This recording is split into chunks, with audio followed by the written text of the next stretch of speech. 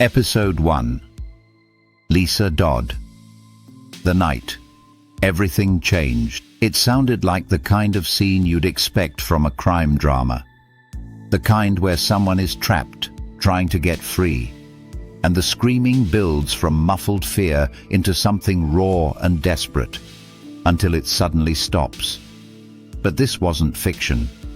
This happened in Alton, Illinois. Just after midnight, a man appears on CCTV walking out of an apartment building. He's carrying a white laundry basket, moving fast but not running, like someone trying to look normal while doing something he knows is wrong. He walks down a quiet street, passes a smoke shop, and disappears from view. At the time, no one knew what was inside that basket. No one knew what had happened upstairs.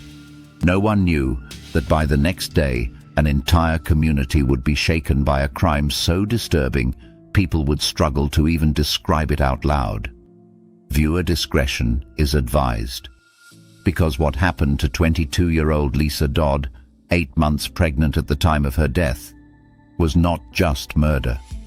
It was something far more violent, far more personal, and far more horrifying. Lisa Dodd lived in Alton, Madison County, Illinois, not far from St. Louis. It's a place where people still take out the trash, go to work, greet neighbors, and move through their routines like the world is predictable. On Lisa's street, the days looked ordinary. People came and went. Doors opened and closed. Cars started. Trash bins rolled to the curb. But on the morning of June the 9th, that ordinary rhythm was about to be shattered. Up the road, a construction crew was working. They had a large red dumpster parked outside, used for scraps, drywall pieces, debris, leftover materials. And that morning, a construction worker was carrying old drywall out when he noticed something in that dumpster that didn't belong. Not just trash, not just random clothing. Something that instantly made his stomach drop. He would later describe seeing clothes thrown all over, laundry baskets, shoes, and one detail stood out: a pair of red slippers with blood on them. He also noticed a knife, short, serrated, like a small jagged blade, and there was blood on it, on the blade and on the handle. The worker didn't want to be near it. He didn't want to touch anything. He knew something was wrong and wanted distance from it immediately. But at that moment, he still didn't understand what it meant. He didn't know it was connected to what had happened in an apartment just up the street. And he didn't know what would be found there within hours.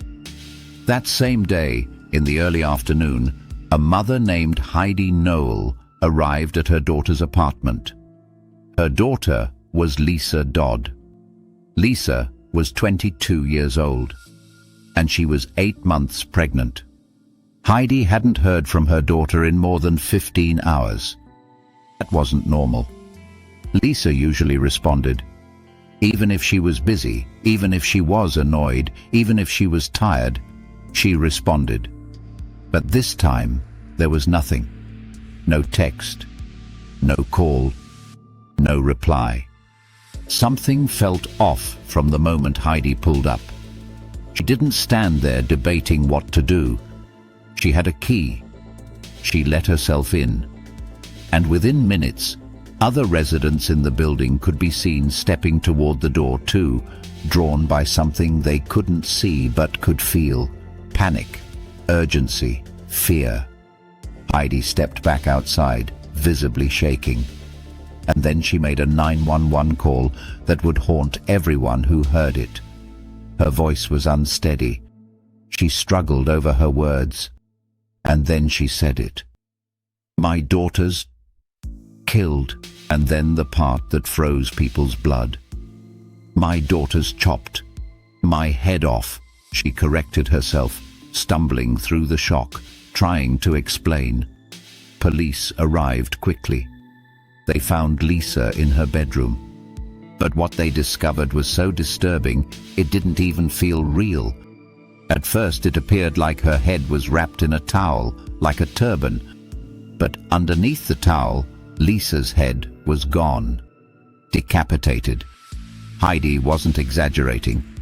She wasn't confused. She had walked in and found her daughter's body, and there was no head. No one else was in the apartment.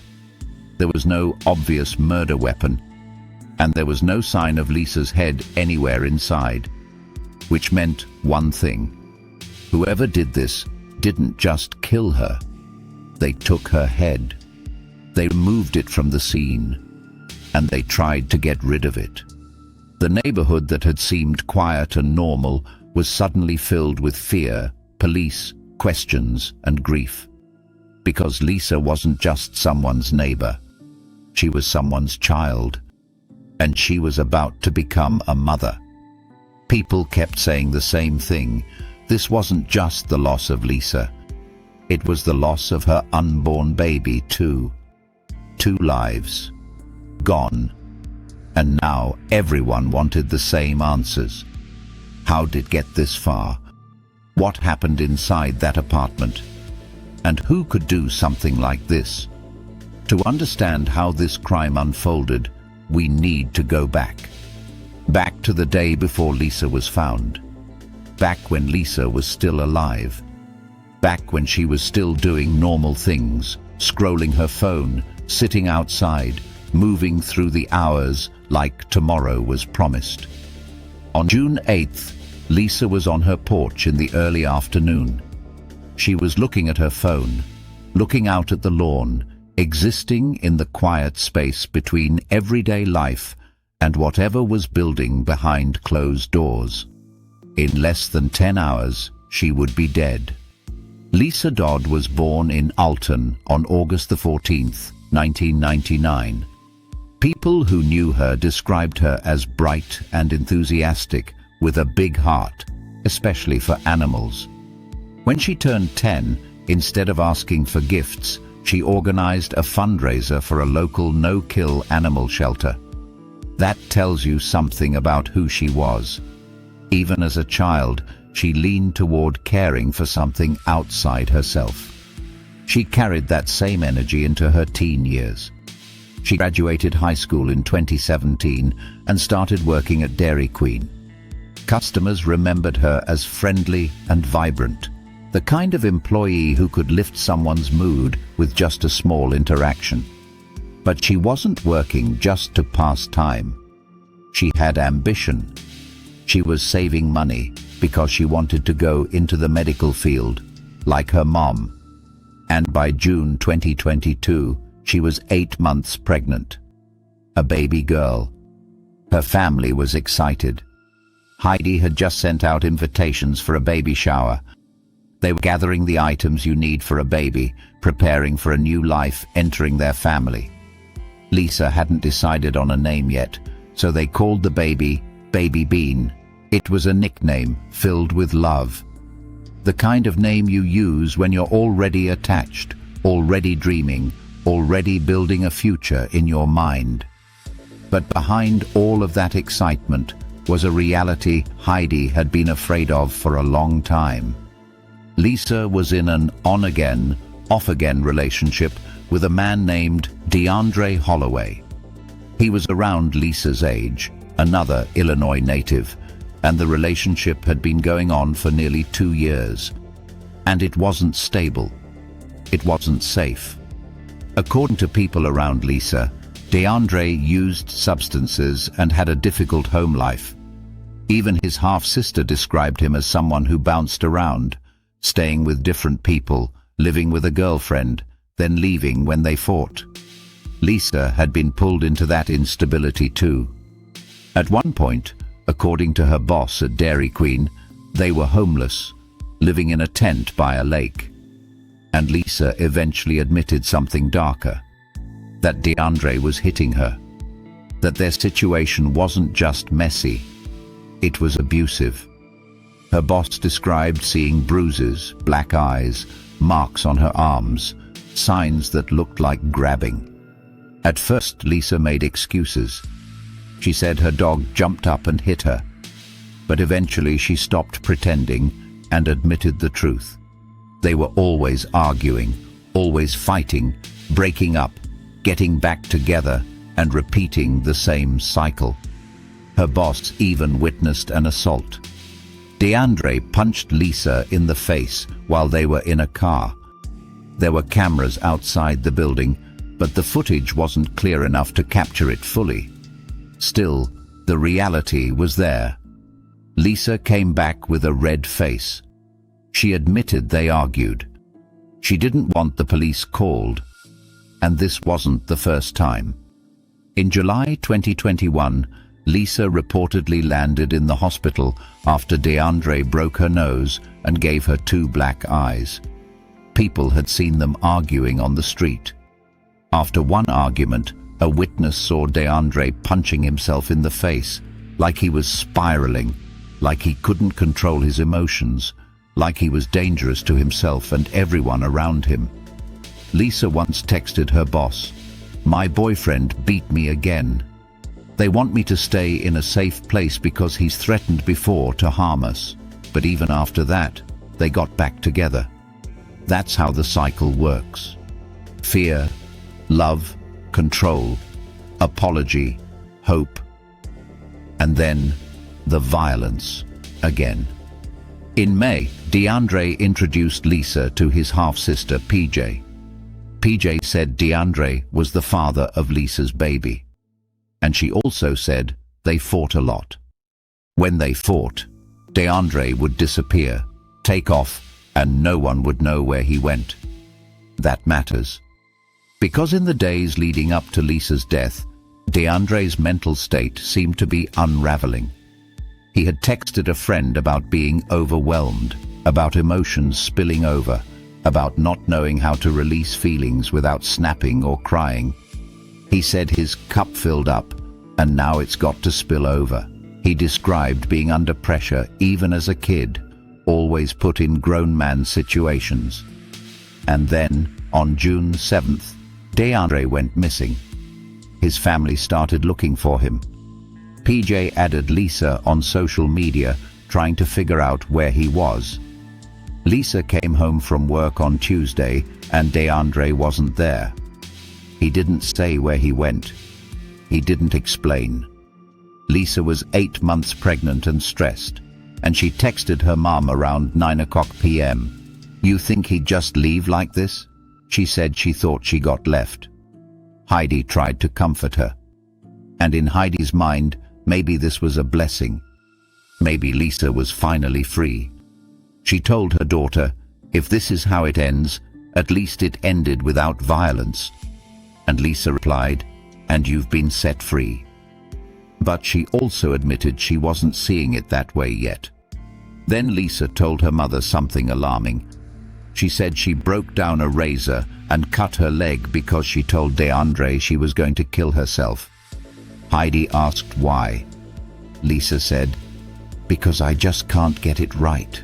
Both of them were spiraling in their own ways. A relationship like that doesn't just sit quietly. It builds pressure. It becomes a powder keg. Lisa tried to sleep, but she couldn't. In the early hours, she took her car out on a short nighttime drive, too anxious to stay in the apartment, too restless to settle. The next morning, she texted Heidi again. Still no DeAndre. Lisa went through her routine anyway, washing her work clothes for later, trying to pretend the day was normal. But she told her mom she had a bad feeling. She started reaching out to DeAndre's family. Heidi suggested calling the police to see if he'd been arrested or asking the landlord to check the cameras. Lisa texted her landlord, Joe, asking him to look at the surveillance footage, asking what DeAndre was wearing, asking if the cameras showed him leaving. The CCTV showed DeAndre had gone out with his Uncle Marty on Tuesday evening, but he never came back like he was supposed to. Lisa got a message later, around 8 p.m, from DeAndre's uncle, saying he was bringing DeAndre back and everything was fine. Heidi wasn't happy about how her pregnant daughter was being treated. She didn't trust DeAndre. But Lisa still went to pick DeAndre up. On CCTV, they arrived back at the apartment at 9:11 p.m. While still in the car, Lisa texted her mom, "I'm trying to figure it out." That was the last text Lisa ever sent. And that CCTV image of her returning home was the last time she was ever seen alive.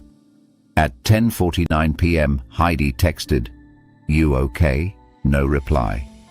By then, Lisa was already dead. Over the next hours of surveillance, neighbors came and went. But neither Lisa nor DeAndre appeared again until just before midnight. At 11:57 p.m., DeAndre walked out. He was carrying a white laundry basket. He stood near Lisa's car, but didn't get inside, like he didn't have the keys. He looked different. He had changed his clothes. He wore dark shoes. He had a face covering.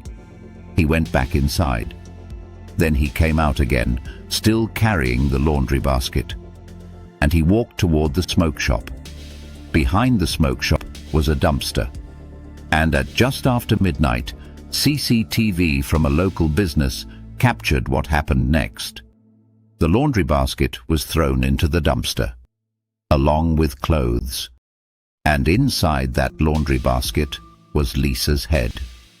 2 hours later, Lisa's car was gone from the parking lot. And DeAndre showed up at his mother's house around 2:30 in the morning, banging loudly, pacing, acting nervous. He was there without Lisa, but he had her car, and he had her belongings, and the people in that house could feel it. Something was wrong. In the morning, PJ saw him cutting his hair off. He hadn't cut his hair in 2 years.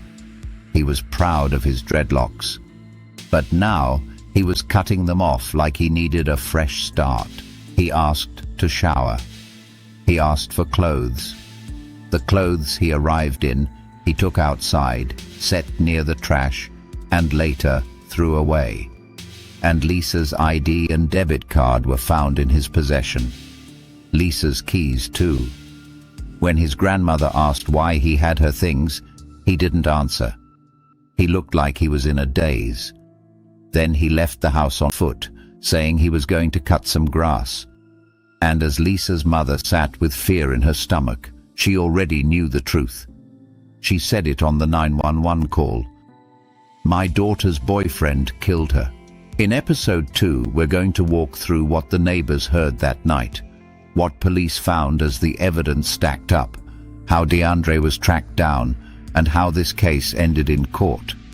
Because the most disturbing part isn't only what was found in that dumpster.